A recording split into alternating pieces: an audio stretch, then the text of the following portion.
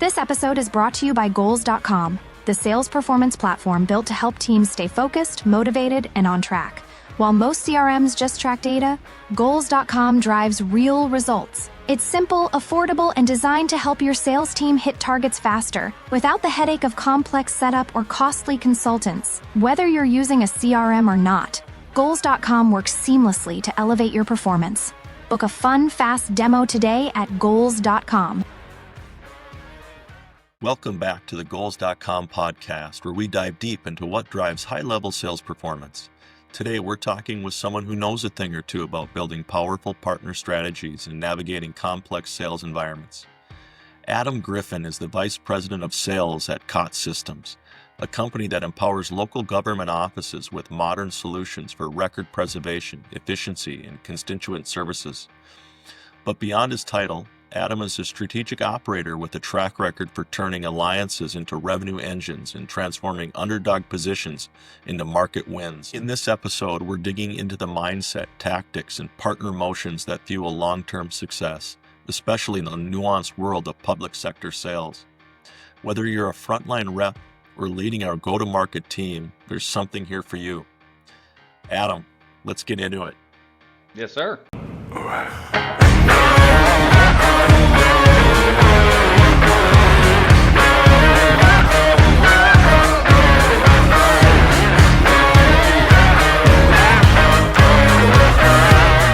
What does high sales performance look like to you, and how do you instill that mindset across your team at Cott Systems? I think one of the things that separates high performers is they reduce the lull between wins. If you're in sales for a while, you have your highs and your lows.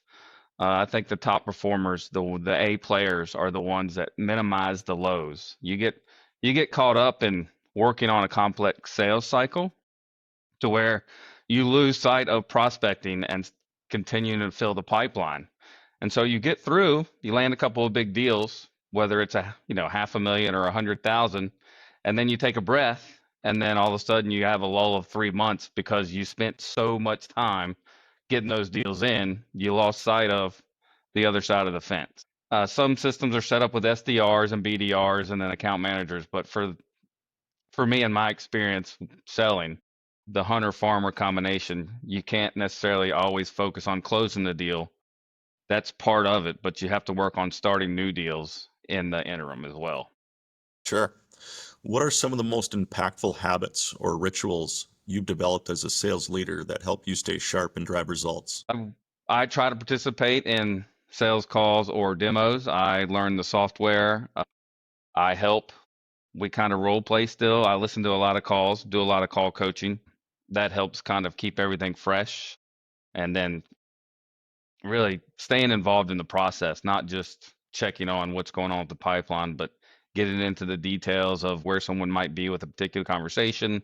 Hey, where is this in the pipeline? And then going through the standard set of questions that you kind of help clarify exactly what an opportunity is. Is it real? Is it not? So staying involved, for me, staying involved in the whole entire, from the beginning all the way to the end. Yeah. Can you share a time when your team was struggling to hit targets? What did you do to turn things around?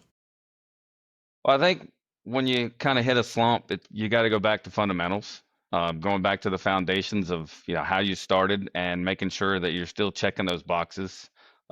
It's easy to get caught up in the the churn and turn and burn, dial and dial and dial and dial, trying to hit a particular quota, whether it's a KPI or anything like that. But I think you have to go back to the fundamentals and say, am I asking enough questions or the right questions? Am I listening to the prospect, and am I uncovering needs, or if I'm just trying to fill a pipeline because my KPI says I got to do X, Y, and Z. So Andrew, if you say one word that I like, I'm like, yes, I can do my little tick mark, and I'm closer to my KPI for the week. So yeah, going back to the fundamentals for me is kind of resetting and making sure that I'm doing exactly what I know I'm supposed to be doing instead of worrying about the little things that can get in the way.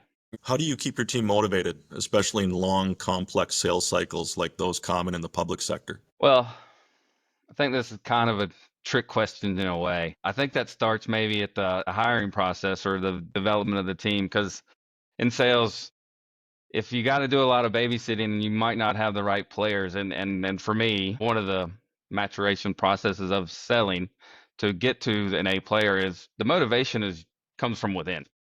You might want to help customers, but the motivation is making money. And if you start losing that motivation, I mean, we can have sessions and we can talk about it, but I mean, if you lost the fire or if it's not there anymore for whatever reason, it can be hard. So um, I guess I focus on trying to hire people who want to do it and don't need me to kind of give them a kick in the butt every couple of months to say, "Come on, you can do it." I'm not a good babysitter, Andrew. Nor am I. You've got deep experience in the public sector. What's unique about selling into SLED markets compared to commercial sectors? Don't have a lot of comparison as far as a commercial because I've been going after government funds for my whole career. But the one thing that I think is good about SLED is there's a budget cycle. Whether it's every state's different. Some states go from July 1 to June 30th. Some states go from October 1st to September 30th, and so forth and so on. So you really have to, for me, you have to figure out that cycle and then figure out where you fit and when's the best time to be relevant. Sure. What are some underrated skills or traits that make someone effective in public sector sales? Got to be patient. I tell my teammates a lot of times stop selling because I'm not going to call you up, Andrew, on the first call and do an intro and do a discovery and then do a close. It doesn't happen that way in GovTech or in SLED. So you have to be patient and you really have to start developing the relationship with the prospect, and hopefully conversations happen, and then that's where you build the trust, because the more you try to sell, the more it comes through on the other side. What are you guys doing? When are you doing it? How can I help? I'd love to show you my demo. And so it's all about you. So it's slowing down and being patient and knowing how to develop that relationship. Yeah. Can you share a story of a complex deal, maybe one with a lot of moving parts, and how you helped bring it across the finish line? Yeah, I guess for this particular scenario, complex would be multiple partners, a very large county involved, switching vendors. It was my last sale before I left my last position. We had several different partners, and we also had an SI involved as well, system integrator. So it was very competitive, 4 or 5 different options they had.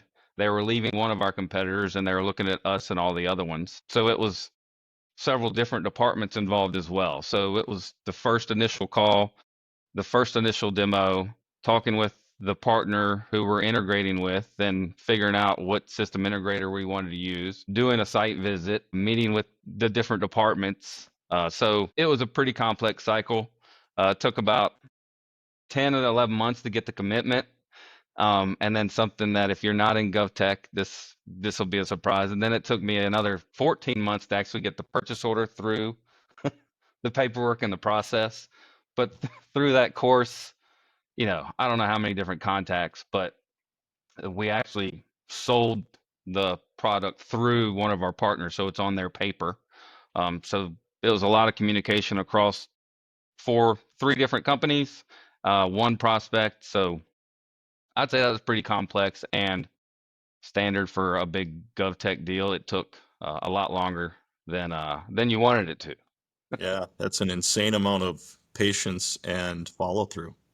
Well, I mean, every county, every city, even though they all do the same thing, everyone does it different. So the purchasing process for one county can be completely different than the next door neighbor, and you gotta be there and help them through it. How has your approach to sales evolved over the past 5 years? What changed the most about how you lead and execute? The sales approach, I think, over the last 5 years, I mean, since COVID, it's changed a little bit.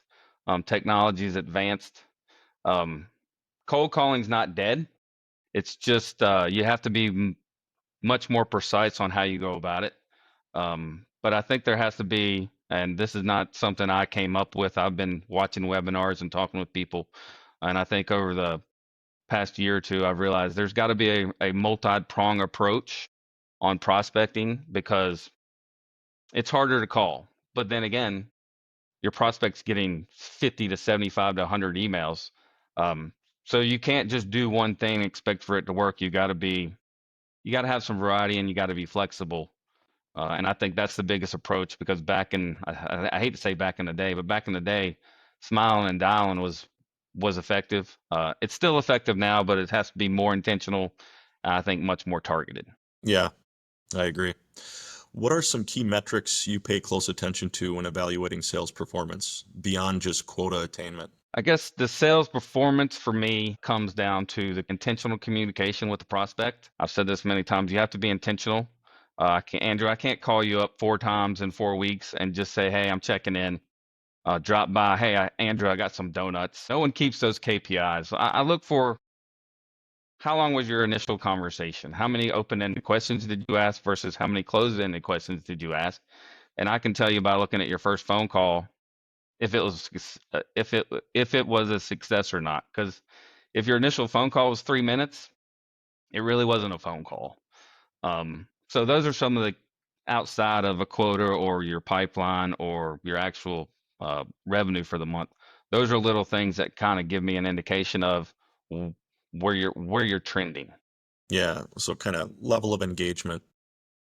Yeah, and with the intentional reach out, you're developing, once again, that connection and that relationship. But if it's just checking in, if that's your reason for calling, don't call.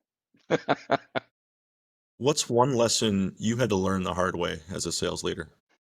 That not everyone really wants to sell. That was the hardest thing, because sales is hard, and it's getting harder. But I think I mean, that was the hardest thing, realizing that it's like, what am I going to do today? I was like, what do you mean? What are you going to do today? You have a list of people in front of you. You have X, Y, and Z, and like I said, I'm not a good babysitter. And if you don't want to come into work, then that's up to you. But things might change. Yeah. Who's been a major influence on your leadership style, and what have you taken from them? I think it's just a combination of everyone I've worked with. From my very first sales manager, well, way back in, right, almost the early 2000s. She helped me a lot.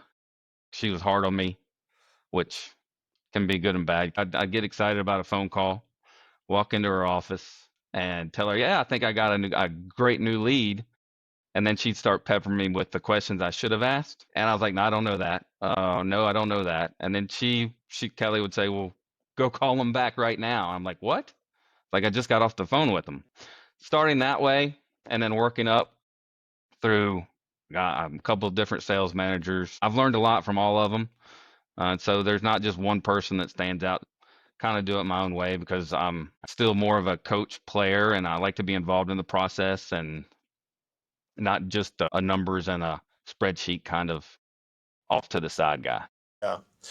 If you could go back to your first sales leadership role, what advice would you give your younger self? I guess it would be, don't expect everyone to get it like I got it. Um, I can't tell you exactly when it clicked. A lot has to do with when they told us we were going straight commission. That got you focused real fast. I guess that would be it. Not everyone's gonna get it and go after it and grasp it like you did. And so you can't make somebody be better.